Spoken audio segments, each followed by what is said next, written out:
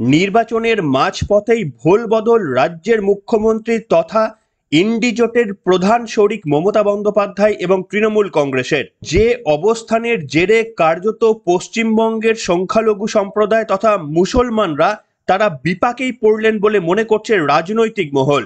গতদিনে মুখ্যমন্ত্রী মমতা বন্দ্যোপাধ্যায় হুগলির একটি জনসভা থেকে এমন মন্তব্য করেছেন যা নিয়ে গোটা দেশ জুড়ে রাজনীতি উত্তাল হয়েছে। আপনারা হয়তো সকলেই জেনে গিয়েছেন, মুখ্যমন্ত্রী মমতা বন্দ্যোপাধ্যায় গতদিনে মঞ্চের ওপর থেকে বলেছেন যে ইন্ডি জোট ক্ষমতায় এলে বাইরে থেকে সাহায্য করে সরকার গড়ে দেবেন। কি বলেছিলেন এক্স্যাক্টলি আপনাদের শোনাবো, এবং সংখ্যালঘু সম্প্রদায় কার্যত আরো একবার বিভ্রান্তির মধ্যে পড়লেন মুখ্যমন্ত্রী মমতা বন্দ্যোপাধ্যায়ের এই বক্তব্যে। শুধু সংখ্যালঘু সম্প্রদায় কেন, যতগুলো রাজনৈতিক দল ছিল যারা ভাবছিলেন মমতা বন্দ্যোপাধ্যায় বা তৃণমূল কংগ্রেসের সমর্থন নিয়ে সরকার গঠন করবেন এমন যদি কোনো সুযোগ আসে, তাদেরও কিন্তু অস্বস্তি বাড়িয়ে দিল মমতা বন্দ্যোপাধ্যায়ের একটিমাত্র রাজনৈতিক কথাতে। শুনুন কি বলেছিলেন তিনি। বিজেপি বলেছিল না অহংকার করে ইসবার 400 পার, মানুষ বলছে নেই হোগা 200 পার, এবার হবে পগার পার, এবার হবে পগার পার। তাই জেনে রেখে দিন, ইন্ডিয়া জোট এখানকার বাংলা সিপিএম কংগ্রেসকে ধরবেন না, ও দুটো আমাদের সাথে নেই, ও দুটো বিজেপির সাথে আছে। আমি দিল্লির কথা বলছি। ইন্ডিয়া জোটকে নেতৃত্ব দিয়ে বাইরে থেকে সব রকম সাহায্য করে আমরা সরকার গঠন করে দেব, যাতে বাংলায় আমার মা বোনদের কোনোদিন অসুবিধে না হয়, আমার 100 দিনের কাজে কোনোদিন অসুবিধে না হয়। শুনলেন বন্ধুরা মুখ্যমন্ত্রী মমতা বন্দ্যোপাধ্যায়ের বক্তব্য। তিনি পরিষ্কারভাবে বলছেন বাইরে থেকে সমর্থনের কথা। যে মুখ্যমন্ত্রী মমতা বন্দ্যোপাধ্যায়কে বিভিন্ন মঞ্চ থেকে আমরা বলতে শুনেছি যে বিজেপি 190 থেকে 195 আসন পাবে, 200-র বেশি আসন ক্রস করবে না, এবং ইন্ডিয়া জোট 315 আসন পাবে, সেই মুখ্যমন্ত্রী কোন কারণে 315 আসন পাওয়া সত্ত্বেও ইন্ডিয়া জোটের প্রধান শরিক হয়ে সরকার গড়তে চাইছেন না? তিনি বলছেন বাইরে থেকে সমর্থন দেওয়ার কথা। তাহলে কি তিনি পথ খোলা রাখছেন? এমন যদি কোনো সংকেত আসে, নির্বাচনী যুদ্ধে যদি ভরাডুবি হয়, তাহলে আরো একবার অতীতের মতো এনডিএ অর্থাৎ নরেন্দ্র মোদী সরকারের সঙ্গে জোট গঠন করেও তাদের সমর্থন দিতে পিছপা হবেন না? এমনই কি রাস্তা খোলা রাখলেন নির্বাচনের মাঝপথে, যখন কার্যত মুখ্যমন্ত্রী বুঝতে পারছেন যে ভরাডুবি আসন্ন? শুধুমাত্রই যে দেশে তা নয়, পশ্চিমবঙ্গেও তৃণমূল কংগ্রেসের অবস্থা যে ক্রমশ খারাপ হতে চলেছে, সে কথা আঁচ করেই কি আগে ভাগে বিজেপির সমর্থন পাওয়ার একটি রাস্তা খুলে দিলেন মমতা বন্দ্যোপাধ্যায়, এটা বলে যে কংগ্রেস বা এনডিএ জোট ক্ষমতায় আসলেও আমরা ওই সরকারের অংশ হব না? তাহলে কি প্রধানমন্ত্রী বা অমিত শাহ যেভাবে বলছেন ক্ষমতায় আসলেই তৃণমূলের মাথাদের ছাড়া হবে না, দুর্নীতিতে যারা জড়িত তাদেরকে কঠোর থেকে কঠোর শাস্তি দেওয়া হবে, জেলের মধ্যে ঢোকানো হবে? এইটা কি কোনো ট্রিগারিং পয়েন্ট মুখ্যমন্ত্রী মমতা বন্দ্যোপাধ্যায়ের একটা রাস্তা খোলা রাখা এনডিএ ছেড়ে বিজেপির সঙ্গে নরম মনোভাব দেখানোর জন্য? আজকের পর্বেই আপনাদের সামনে আলোচনা করব। নমস্কার, welcome to simple as ABC. আপনাদের সকলকে স্বাগত জানিয়ে শুরু করছি আজকের বিশেষ খবর। আপনাদের আজকের পর্বে মনে করিয়ে দিতে চাইব যে রাজ্যের মুখ্যমন্ত্রী মমতা বন্দ্যোপাধ্যায় তার রাজনৈতিক জীবনে মুড়ি মুড়কির মতো কিভাবে দলের সমর্থন চেঞ্জ করেছিলেন, কখনো এনডিএ কখনো ইউপিএ। দুটি সম্পূর্ণ বিরোধী চিন্তাধারার দুই প্রথম রাজনৈতিক দলকে মুড়ি মুড়কির মতো সমর্থন জানাতে পিছপা হননি রাজ্যের মুখ্যমন্ত্রী মমতা বন্দ্যোপাধ্যায়। আর সেই মুখ্যমন্ত্রী দেখবেন এখন বিজেপিকে ওয়াশিং মেশিন বলে কিংবা শুভেন্দু অধিকারীকে গদ্দার বলে। কিন্তু মুখ্যমন্ত্রীর রাজনৈতিক অবস্থান একটু পরেই আপনাদের সামনে বলবো। তাহলে এই রাজনীতিটাকে শুভেন্দু অধিকারী বা বিরোধী দলগুলি ধান্দার রাজনীতি বলেন। আপনারা কোন ভাষায় অবহিত করবেন লিখে জানাবেন। বিরোধী দলনেতা কি বলেছিলেন শোনাবো আপনাদের। আমার বিরুদ্ধে বলে না, কালকেও এসে বলবে গদ্দার গদ্দার গদ্দার। সবচেয়ে বড় গদ্দারের নাম মমতা ব্যানার্জি। কেউ চিন্তা না, ফাউ ফাউ করে ঘুরত সুব্রত মুখার্জির পিছনে। রাজীব গান্ধী 84 সালে টিকিট দিল, সবাই চিনল সোমনাথ চ্যাটার্জিকে হারিয়ে দিয়ে। 98 সালে কংগ্রেস তাড়িয়ে দিল, রাস্তায় ঘুরছে ফাউ ফাউ ফাউ করে। ভারতরত্ন অটল বিহারী বাজপেয়ী বলল গরিবের মেয়ে, আশ্রয় দিল, অটলজির সঙ্গে বিশ্বাসঘাতকতা করলো। সবচেয়ে বড় গদ্দারিনী যদি কেউ হয় মমতা ব্যানার্জি। দেখুন, আপনাদের কিছুটা মনে করিয়ে দিতে চাইবো মমতা বন্দ্যোপাধ্যায়ের আগেকার দিনের রাজনৈতিক অবস্থানগুলো ঠিক কিভাবে মুড়ি মুড়কির মতো পাল্টে গিয়েছে। 1991 সাল পিভি নরসিমহা রাও যখন প্রাইম মিনিস্টার হলেন, তখন মমতা বন্দ্যোপাধ্যায় তাতে কেন্দ্রীয় প্রতিমন্ত্রী হিসাবে যোগদান করেছিলেন। মানব সম্পদ প্রতিমন্ত্রী, নারী ও শিশু কল্যাণ প্রতিমন্ত্রী এবং ক্রীড়া ও যুব কল্যাণ প্রতিমন্ত্রী হিসাবে যোগদান করেছিলেন মমতা বন্দ্যোপাধ্যায়। তারপরে 1999 সাল থেকে 2001 সাল যখন বিজেপি 1 বছরের কাছাকাছি প্রথম যেবারে ক্ষমতায় এসেছিল অটল বিহারী বাজপেয়ীর নেতৃত্বে, তখন সেই সময় মমতা বন্দ্যোপাধ্যায় বাইরে থেকে সমর্থন করেছিলেন বিজেপিকে এবং রেলমন্ত্রী হয়েছিলেন অটল বিহারী বাজপেয়ীর জামানায়। এরপরে তেহেলকা কাণ্ড নিয়ে 2001 সালে তিনি বেরিয়ে আসেন এবং বিজেপি সরকারেরও পতন হয়। এরপরে ফের তিনি 2001 সালে বাংলার বিধানসভা নির্বাচনে কংগ্রেসের সঙ্গে যুক্ত হন এবং তাদেরকে সমর্থন জানান। তারপরে আবার ঠিক 2003 সালে যখন লোকসভা নির্বাচন হচ্ছে, মমতা বন্দ্যোপাধ্যায় ফের আরো একবার কংগ্রেস থেকে ঝাঁপ মেরে এনডিএতে চলে যান। অর্থাৎ অটল বিহারী বাজপেয়ী আরো একবার যখন প্রধানমন্ত্রী হয়েছিলেন, তার মন্ত্রিসভায় যোগদান করেছিলেন 2003 সালে। এমনকি তাকে কোনো মন্ত্রিত্বর পদও দেওয়া হয়নি, বিনা দপ্তরের মন্ত্রী হয়ে তিনি কাটিয়েছিলেন কিছুদিন। তারপরে 2004 সালে অটল বিহারী বাজপেয়ী দপ্তর তাকে কোল মিনিস্টার করেছিলেন এবং 2004 সালে যে লোকসভা নির্বাচন হয়েছিল সেখানেও কিন্তু এনডিএ কে সমর্থন করেছিলেন মুখ্যমন্ত্রী মমতা বন্দ্যোপাধ্যায়। তারপরে ঠিক 5 বছর পর 2009 সালে আবার তিনি কংগ্রেসে চলে আসেন। এনডিএ ছেড়ে সরাসরি ইউপিএ কে সমর্থন করেছিলেন এবং মনমোহন সিং যখন প্রধানমন্ত্রী ছিলেন তার অধীনস্থ রেল মিনিস্টার হয়েছিলেন মুখ্যমন্ত্রী মমতা বন্দ্যোপাধ্যায় 2009 থেকে 2011 সাল। অর্থাৎ অটল বিহারী বাজপেয়ীর আমলেও তিনি রেলমন্ত্রী ছিলেন, আবার ঠিক অপোজিট দিকে ইউপিএ আমলে মনমোহন সিং এর আমলেও তিনি কিন্তু রেল মিনিস্টার ছিলেন। তারপরে 2011 সালে তিনি আবার তার মন্ত্রিত্ব পদ থেকে এবং সাংসদ পদ থেকে ইস্তফা দেন এবং কংগ্রেস থেকে বেরিয়ে আসেন। 2012 সালে পাকাপাকিভাবে তৃণমূল কংগ্রেস ইউপিএ সরকার থেকে বেরিয়ে চলে আসে।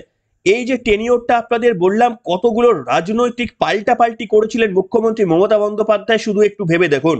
এবং যখন অটল বিহারী বাজপেয়ী জামানার অবসানের পর যখন 2014 সালে নরেন্দ্র মোদী ক্ষমতায় আসলেন, তারপরে পরপর 2 বছর প্রধানমন্ত্রী থাকার পর আরো একবার 2024 সালে নির্বাচন হচ্ছে, যে তৃতীয়বারের জন্য নরেন্দ্র মোদীকে ভারতের মানুষ প্রধানমন্ত্রীর পদে আনবেন কিনা।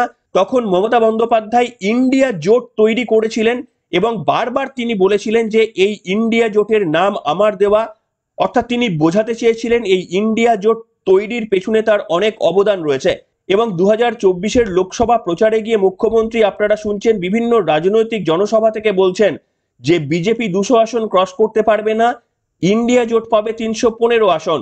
তাহলে এই রকম ভারী অবস্থান যদি ইন্ডিয়া জোট হয়, তাতেও মুখ্যমন্ত্রী কেন বাইরে থেকে সমর্থন জানাবেন? এবং তারা যদি বাইরে থেকে সমর্থন জানান, তাহলে সব থেকে বেশি অসুবিধার মধ্যে পড়লেন সংখ্যালঘু সম্প্রদায়ের মানুষ, যারা তৃণমূল কংগ্রেসকে বিশ্বাস করেছিলেন, যারা নীতিগতভাবে বিজেপিকে সমর্থন করেন না, এমনকি সিপিএম কংগ্রেসকে ভোট না দিয়ে তারা তৃণমূল কংগ্রেসকে বেশিরভাগ মানুষ ভোট দিয়ে থাকেন।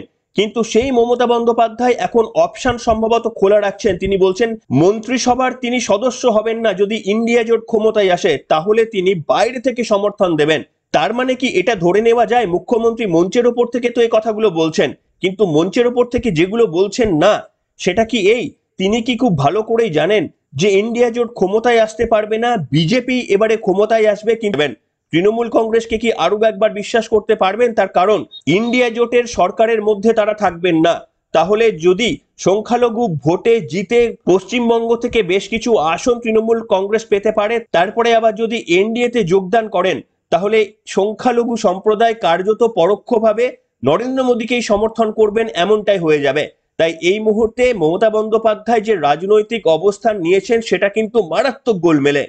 যদিও তৃণমূল কংগ্রেসের তরফ থেকে এখনো সম্পূর্ণভাবে চেষ্টা করা হচ্ছে সংখ্যালঘু ভোট যেন তাদের পক্ষেই যায়, এবং সেই কারণেই একটা অভিযোগ আনছেন বিরোধী দলনেতা যে ইমামদের দিয়ে বলিয়ে দেওয়া হচ্ছে যেন প্রত্যেক মুসলমান তৃণমূল কংগ্রেসের সঙ্গে থাকেন। কি বলেছিলেন বিরোধী দলনেতা শোনাবো আপনাদেরকে আমি বলি, হিন্দু মুসলমানের একটা প্রাচীর তুলে রেখেছে এই মমতা ব্যানার্জি নামক পশ্চিমবঙ্গকে ধ্বংস করা লোক।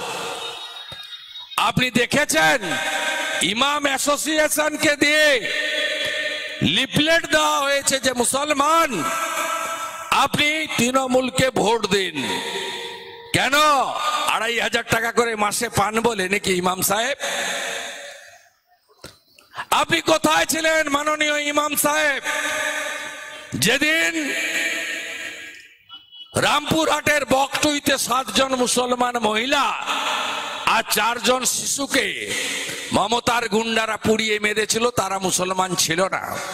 শুনলেন বন্ধুরা, তাহলে কতটা সংকটের মধ্যে পড়লেন সংখ্যালঘু সম্প্রদায় যারা এখনো ভোট দিতে যাননি, তারা কোন অবস্থান নেবেন?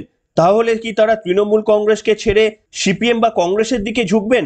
তার কারণ মুখ্যমন্ত্রী মমতা বন্দ্যোপাধ্যায় পরিষ্কারভাবে বলছেন তিনি সরকারের মধ্যে থাকবেন না, বাইরে থেকে সমর্থন করবেন। অর্থাৎ বাইরে থেকে সমর্থন করা মানে যে কোনো দিন তিনি পাল্টাতে পারেন। এমনিতেই আপনাদের শোনালাম মুখ্যমন্ত্রী মমতা বন্দ্যোপাধ্যায় কিভাবে দলকে সমর্থন করার জন্য কতটা ফ্লেক্সিবিলিটি দেখিয়েছেন। ইউপিএ আর এনডিএ দুটো কমপ্লিট চিন্তাধারার আলাদা অপোজিট মেরুর দুটো রাজনৈতিক দল, কিন্তু মুখ্যমন্ত্রী মমতা বন্দ্যোপাধ্যায় মুড়ি মুড়কির মতো সমর্থন জানিয়েছেন। এই দুটো দলেরই রেল মিনিস্টার ছিলেন মুখ্যমন্ত্রী কোনো না কোনো সময়ে। তাই আরো একবার যে মুখ্যমন্ত্রী অবস্থান বদল করে সংখ্যালঘুদের ভোট নিয়ে যে বিজেপিকে সমর্থন করবেন না, এ কথা কি হলফ করে বলা যায়? একটা জিনিস মাথায় রাখতে হবে, অমিত শাহ থেকে নরেন্দ্র মোদী বারবার এসে বলেছেন যদি এবারে 30টা আসন বিজেপি পায় তাহলে কিন্তু 2026 নয় 2024-এই বিধানসভার ভোট হয়ে যাবে, এবং যারা যারা দুর্নীতির সঙ্গে জড়িত তাদের কাউকে ছেড়ে দেওয়া হবে না। পরিষ্কারভাবে মঞ্চের উপর থেকে কড়া বার্তা দিয়েছিলেন। এটাই কি মমতা বন্দ্যোপাধ্যায়কে কোনোভাবে নড়িয়ে দিয়েছে যে সন্দেশখালীর মতো ঘটনা, চুরি দুর্নীতির মতো ঘটনা, এবং এই যে এখনো পর্যন্ত নির্বাচন লুণ্ঠন করতে না পারার যে ঘটনাগুলো ঘটছে, তাতে করে তৃণমূল কংগ্রেস মঞ্চের ওপর থেকে যাই বলুক না কেন, রেজাল্ট বেরোনোর পর তৃণমূল কংগ্রেস যে জমি অনেকটাই আগের বারের থেকে হারাবে স্বয়ং মুখ্যমন্ত্রী কি আগে ভাগে জেনে গিয়েছেন? সেই কারণেই কি তিনি একটা হালকা পথ খোলা রাখছেন কোনোভাবে যে যদি দরকার পড়ে এনডিএর তাহলে তারা সমর্থন জানাতে প্রস্তুত, কিংবা যদি বিজেপি চায় তাহলে ইন্ডিয়া জোটকে তারা সমর্থন না করে সঠিক নাম্বার তারা এনডিএ কে দেবে না।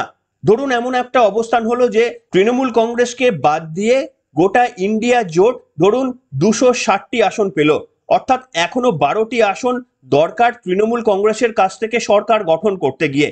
এই সময় কি তৃণমূল কংগ্রেস এমনও করতে পারে যে বিজেপির সঙ্গে এমন কোনো ডিল হলো রাজ্যে ভরাডুবি হওয়ার পরেও যে আইনগত কোনো কড়া অবস্থান নেওয়া যাবে না, তৃণমূল সরকারকে ভেঙে দেওয়া যাবে না, তাহলে আমরা ইন্ডিয়া জোটকে সমর্থন করব না, এবং তৃণমূল কংগ্রেসের সমর্থন না পেলে যদি ইন্ডিয়া জোট সরকার গঠন করতে না পারে তাহলে আখেরে লাভ হবে বিজেপির। এমনই কি সমস্ত অঙ্ক কষেই রাজ্যের মুখ্যমন্ত্রী কি খুব সুচতুরভাবে এই কথা বললেন? আপনারা কি মনে করছেন কেন মুখ্যমন্ত্রী মমতা বন্দ্যোপাধ্যায় হঠাৎ করে এই বক্তব্য বলতে গেলেন? তিনি যদি বিশ্বাস করেন ইন্ডিয়া জোট ক্ষমতায় আসছে তাহলে ভেতর থেকে সরকারের একটা পার্ট হওয়ার কেন কথা বলছেন না মুখ্যমন্ত্রী, যিনি বারবার দাবি করেছেন এই ইন্ডিয়া জোট গঠনের পেছনে তার যথেষ্ট অবদান রয়েছে। কার্যত একেবারেই রাজনীতিতে তোলপাড় সৃষ্টি করে দিয়েছে মুখ্যমন্ত্রী মমতা বন্দ্যোপাধ্যায়ের এই অবস্থান। আর মুখ্যমন্ত্রীর যে অবস্থান বারবার বদলে যেতে পারে এটা কিন্তু খুব একটা কঠিন যে ব্যাপার নয়, সেটা মুখ্যমন্ত্রীর যে ইতিহাস আপনাদের সামনে প্রথমেই ব্যাখ্যা করলাম সেটা থেকেই স্পষ্ট। কাজেই এমনটা ভাবার কোনো কারণ নেই যে মুখ্যমন্ত্রী এক কথার লোক, তিনি কিন্তু অবস্থান পাল্টান না। তিনি যে তার রাজনৈতিক অবস্থান যে বারবার চেঞ্জ করেছেন জাতীয় রাজনীতির ক্ষেত্রে, সে তথ্য আপনাদের সামনে তুলে ধরলাম। তাই মুখ্যমন্ত্রীর এই বার্তা আপনারা কেমন ভাবে দেখতে চাইছেন নিশ্চিতভাবে লিখে জানাবেন।